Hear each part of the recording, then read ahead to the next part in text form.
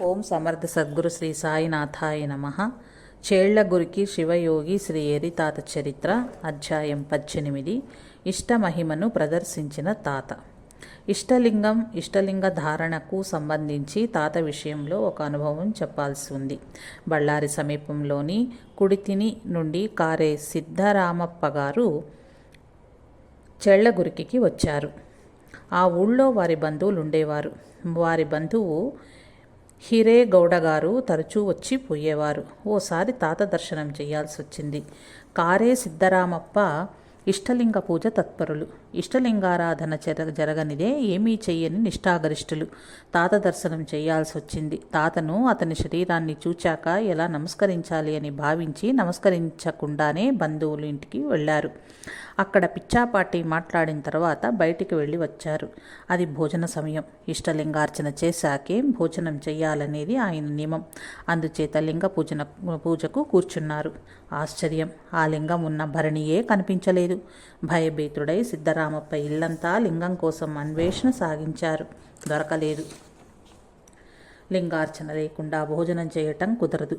నిష్ఠావంతుడైన సిద్ధరామప్ప గారి పరిచితులు కూడా లింగం కోసం అన్వేషించారు. ఏమీ తోచలేదు. పోగొట్టుకుని ఉంటే దొరికేది. అక్కడంతా వెతకటం జరిగింది. వెతకటానికి మరో ఉపాయం స్ఫురించని ఒకరు, ఏమయ్యా, నీవు సదాచారవంతుడవే, తాతను చూచాక ఏమైనా అనుకున్నావా అని సిద్ధరామప్ప గారిని ప్రశ్నించారు. అప్పుడు ఆయన మనసులో ఏమనుకున్నాడో అందరికీ వివరించాడు. నీకు బుద్ధి లేదు, ఇక తాతనే శరణు వేడాలి అని వారంతా సూచించారు. సిద్ధరామప్ప తన మిత్రులతో కలిసి తాత వద్దకు వచ్చి నమస్కరించి తాతతో మనవి చేశారు. తాత ఏమీ మాట్లాడలేదు, మౌనంగా ఉన్నాడు. లేచి వచ్చి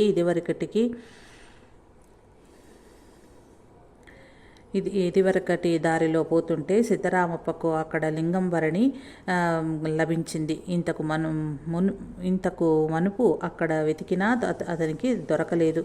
తాత కృపతోనే అది అక్కడ కనిపించిందని అందరూ భావించారు.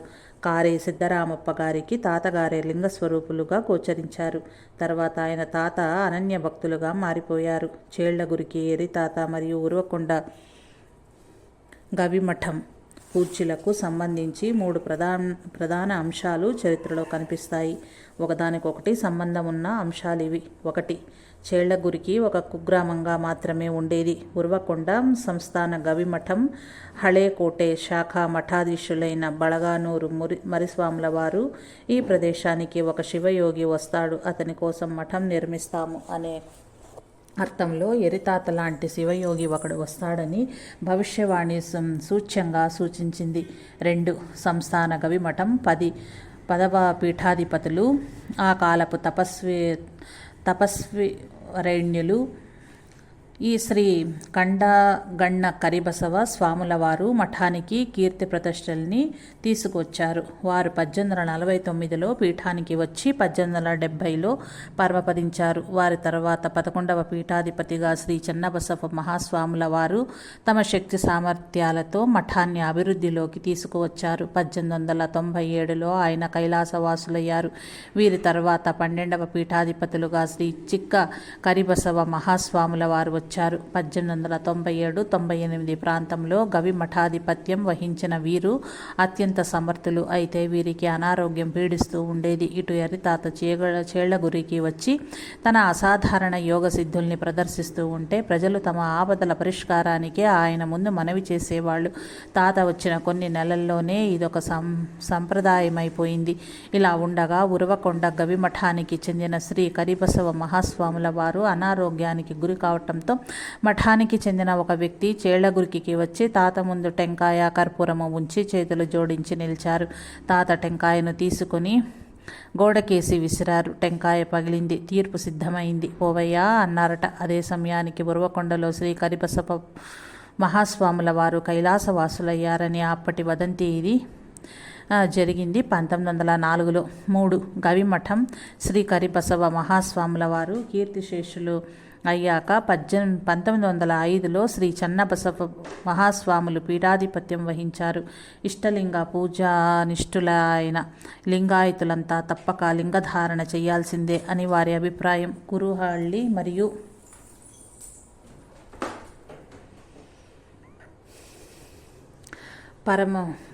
పరమదేవనహళ్లిలోని ధనవంతులైన గౌడులకు అందరికీ లింగధారణ చేయించారు.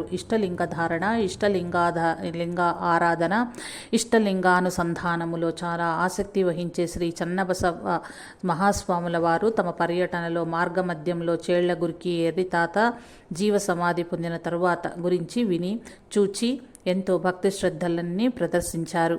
అయితే తాత మఠానికి రాకపోకలు చేస్తున్న పూజను, ప్రసాదాన్ని స్వీకరించేవారు కాదు. భక్తులకి ఇది కొంచెం ఇబ్బందిగా అనిపించింది. భక్తులు తమ కోరికను విన్నవించుకున్నారు. చేళ్లగురికి తాత ఒక మహాత్ముడు, మహిమాన్వితుడు, జాతి, కుల, మతాల ఎల్లలను దాటిన సత్పురుషుడు.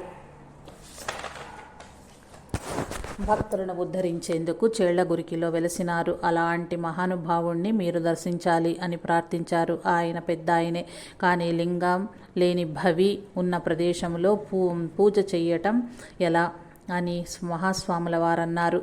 భక్తులు బలవంతం చేయలేదు. అయితే మహాస్వామికి మనసు కుదుట పడలేదు. ఊళ్ళోని మఠద గంగాధరప్ప తదితరులతో కలిసి తాత దర్శనానికి వెళ్లారు. లింగం ఉంది కదా నాయనా, మేం లేదని భావించాం, రేపు ఇక్కడి శివపూజ చేద్దాం అని మహాస్వాములు అన్నారు. అక్కడ ఉన్న ఆ లింగం మనకు కనిపించకున్నా మహాస్వాముల వారికి గోచరించి అంగీకరించారు కదా అని సంతోషించారు. ఎరితాత ఇష్టలింగాధారణ చేశారు. అయితే పారవశ్య స్థితిలో ఉండటం వల్ల ఆ లింగం ఆయన శరీరంపై లేకుండింది అని కొందరు నమ్మారు. కొందరు తాత ఎదపై కొంతకాలం క్రితం లింగం ఉండడాన్ని మేం చూచాము అని అన్నారు.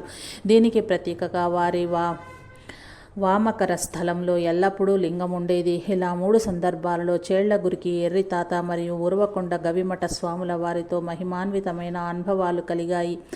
స్వప్న దర్శన సౌభాగ్యాన్ని ప్రసాదిస్తున్న తాత ఎరితాత శివాధీనులయ్యాక కూడా స్వప్నంలో వచ్చి చాలా చార్లు దర్శనమిచ్చిన సందర్భాలు ఎన్నో ఉన్నాయి. చేళ్లగురికి సమీపంలో ఉండే హంచినహాళు నా గ్రామానికి చెందిన ఊడేగోళ మఠానికి సంబంధించిన ఉమాపతయ్య గారు ఆర్థికంగా అనుకూలమైన పరిస్థితి కలిగిన వాళ్ళు. వారి కుటుంబం మరణించటంతో బంధువుల్ని నమ్మకుండా వ్యవహార దక్షతతో నిర్లిప్తంగా జీవితాన్ని సాగించారు. ఒకసారి స్వప్నంలో తాత ఆయనకు కనిపించి దర్శనంతో పాటు మార్గదర్శనం అందించారు. ఎన్నో ఏళ్ల పాటు ఉమాపతయ్య మఠంలోనే ఉండిపోయారు. తన సర్వస్వాన్ని మఠం సేవలకే వినియోగించడమే కాకుండా ఆ కాలంలో తాత పేరిట ఒక హై స్కూల్ ప్రారంభించేందుకు 5,000 రూపాయల విరాళం అందించారు. మఠంలో పేద విద్యార్థులకు ఉచిత భోజనానికి ఏర్పాట్లు చేశారు. నిండు 100 జీవించిన ఆయన మార్చి 13, 1967లో పరమపదించారు. మల్లప్ప మట్టిలో నిర్మించబడిన దండపాణి గుట్టలో ఆయనను సమాధి చేయటం జరిగింది. జోడదరాసి దొడ్డన గౌడగారికి తాత కలలో కనిపించి పంచాక్షరి మంత్రాన్ని ఉపదేశించాడట. తనకు స్వప్నంలో కలిగిన అద్భుతానుభూతిని గౌడగారు హృదయం గమనంగా కవితతో రాగురువా అని చిత్రించారు. గౌడగారికి అనేక పర్యాయాలు తాత కలలో దర్శనమిచ్చారు. వారి స్వప్నానుభవాలు కవితల రూపంలో ఉన్నాయి. తాత సమాధి అయ్యాక కూడా మైసూరు పంచగవి మఠాధీశులు శ్రీ గౌరీశంకర మహాస్వాముల వారికి ప్రత్యక్ష దర్శనమిచ్చారట. స్వాముల వారు ధ్యానానికి కూర్చున్న వేళ ఎరితాత దర్శనం కలిగింది. ఏజీ శామಣ್ణ గారికి మాత్రము ఎరితాత జీవ సమాధి గురించి స్వప్నంలో సూచనలు అందించారు. శామಣ್ణ గారికి చాలాసార్లు తాత స్వప్నంలో దర్శనంతో పాటు మార్గదర్శనం కూడా అందించారు. అనేక సమస్యలకు, సందేహాలకు తాత పరిష్కారాలని సూచించాడు.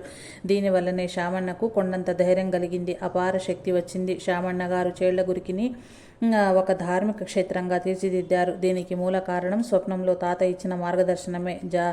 జయ చామరాజేంద్ర ఒడయార్ ఈ క్షేత్రానికి వచ్చిన వేళ తాత స్వప్నంలో సూచన ఇవ్వటం ఒక మహిమాన్వితమైన సంఘటన.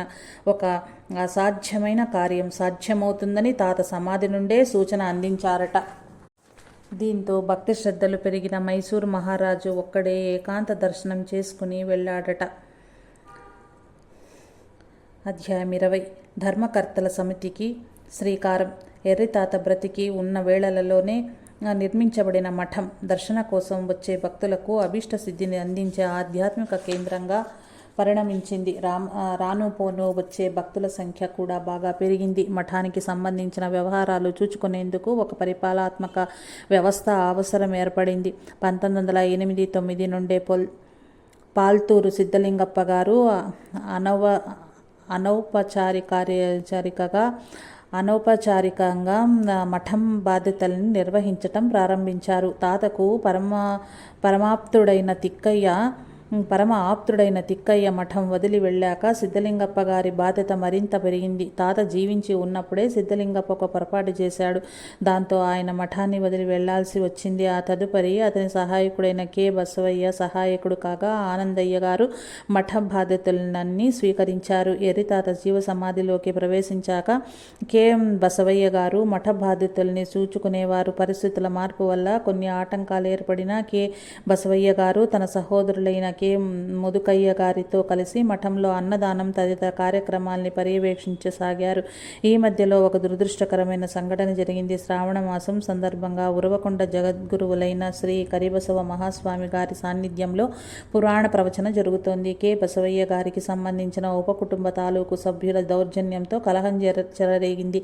బసవయ్య కూడా ఆ జగడంలో పాలు పంచుకున్నాడు. మఠ ప్రాంగణంలో కలకలం పుట్టింది. జగద్గురువులు తదితర ప్రముఖులు నచ్చజెప్పినా కలహం ఆగలేదు. కలహం మరింత పెరిగింది. తాత సేవలు చేసిన బసవయ్య మహాత్ముని లెక్కించకుండా మఠం వదిలి వెళ్ళిపోయారు. అప్పుడు జీవ సమాధి క్షేత్రానికి యాజమాన్యం కొరత ఏర్పడింది. మఠం బాధ్యతల్ని నిర్వహించాలన్న ఆలోచన గ్రామస్తులకు కలిగింది. బహుశా 1937-38 మధ్య కాలంలో బెంగళూరులోని ఏజీ శామಣ್ణ గారికి వారి గురువులైన శ్రీ రామలింగ స్వాముల వారి నుండి మఠానికి తను మన ధనాల్ని అర్పించు అనే ఆదేశం వచ్చింది. ఆ ఆదేశాన్ని తూచా తప్పకుండా అనుసరించేందుకు శామಣ್ణ గారు చేళ్లగురికి వచ్చారు. ఉత్తమ యాజమాన్యం కొరత ఉండే మఠానికి తాత్కాలిక ధర్మకర్తల సమితి ఏర్పడింది. చేళ్లగురికి గ్రామానికి చెందిన వ్యక్తి సిఎం చంద్రమౌళి స్వాములను మేనేజింగ్ ట్రస్టీగా నియమించారు. 9 మంది సభ్యులతో ఒక ధర్మకర్తల మండలిని ఏర్పరచడం జరిగింది. దీనికంతా ఏజీ శామಣ್ణ గారే నేతృత్వం వహించారు. ఈ ధర్మకర్తల సమితి కోసం ఏళ్ల దాకా అత్యుత్తమ రీతిలో కార్యాలు నిర్వహించింది. మేనేజింగ్ ట్రస్టీ అయిన సిఎం చంద్రమౌళి అనారోగ్యానికి గురి కావటంతో సభ్యుల్లో ఒకడైన పాటిల్ భీమన్ గౌడ గారిని మేనేజింగ్ ట్రస్టీగా ఎన్నుకోవటం జరిగింది. 1956లో ధర్మ సమితిని మరింత పటిష్టం చేసేందుకు ప్రయత్నించారు. ట్రస్టును ట్రస్ట్ కమిటీగా మార్చడం జరిగింది. మఠాన్ని అన్ని విధాలా అభివృద్ధి చేశారు. భక్తుల కోసం రకరకాల సౌకర్యాల్ని కల్పించారు. ఎర్రితాత జీవ సమాధి అయిన తరువాత మిగతా ధార్మిక సంస్థల్లో లాగా ఇక్కడ మఠానికి ఉత్తరాధికారిగా ఎవరిని నియమించలేదు. తాత పేరిటనే అన్ని రకాల ధార్మిక కార్యక్రమాల్ని నిర్వర్తించుకుంటూ వచ్చారు. అన్నదానానికి ఎవరు విరాళాలు ఇవ్వండి అని ఎవరినీ అడగలేదు. అడగకుండానే ప్రజలు విరాళాలు ఇచ్చారు. స్వప్న దర్శనం ఇవ్వటం, మార్గదర్శనం చేయటం, సలహాలు, ఆశీర్వాదాలు ఇవ్వటం, అనుగ్రహించటం లాంటి వరాలు అందిస్తున్న తాతగారి నేతృత్వంలోనే అన్నీ నడుస్తున్నాయి. ప్రారంభంలో సీఎం చంద్రమౌళి స్వామి గారు మేనేజింగ్ ట్రస్టీ అయ్యారు. హెచ్ సిద్ధలింగన గౌడు, ఊళూరు నాగప్ప, కె పంపనగౌడ, ఆదవాణి భూష్యణ్య, జోడదరాసి దొడ్డనగౌడ, బెంగళూరు ఏఎస్ చంద్రశేఖరప్ప, మేటి తిమ్మప్ప, పాటీల భీమనగౌడ గార్లతో ధర్మకర్తల సమితి ప్రారంభమైంది. తదనంతరం సిపి బసవనగౌడ మరియు వై విరూపాక్షగౌడ వ్యవస్థాపక ధర్మకర్తలుగా వ్యవహరించారు. ధర్మకర్తలుగా మోక Errappa, మోక దొడ్డరుద్రన్న, Kalluru Nagappa, Meti Shivappa, G Kotrappa, H Chennaveeragowda, K Pampan Goud, G Shivashankar Gowdu, I Basavaraja Linganagoud, Kallubavi Shivareddy, Raravi Chennabasavanagowda, D Mariyappa, Uravakonda Veeranagowda వ్యవహరించారు. 1974లో ధర్మకర్తల ట్రస్టును పరిపాలనాత్మక దృష్టితో పునారచన చేయడం జరిగింది. దీనికి వ్యవస్థాపక ధర్మకర్తగా పాటీల భీమనగౌడ ఎంపికయ్యారు. హెచ్ సిద్ధలింగన గౌడ కోశాధికారిగా, ధర్మకర్త మండలి సభ్యులుగా CM Chandramouli Swamy, Ooluru Mallappa, Meti Thimmappa, Jodadarasi K Doddanagowda, KG Pampanagowda, G Bhushanya, AS Chandrasekharappa మున్నగువారు ఎన్నికయ్యారు. ఇప్పటి సమితిలో వ్యవస్థాపక ధర్మకర్తలుగా హెచ్. బాళనగౌడ కోశాధికారిగా, విరూపాక్షగౌడ పాటిల ధర్మకర్తలుగా, HG. Karibasavanagoud, G. Mallikarjuna Goud, Krishnagoud, Bhiman Goud, K. Chennappa, K. Jambunath, U. బసవరాజుగారులు కార్యం నిర్వహిస్తున్నారు. చేళ్లగురికి శివయోగి శ్రీ ఎర్రితాత చరిత్ర సమాప్తం. జై సాయి మాస్టర్.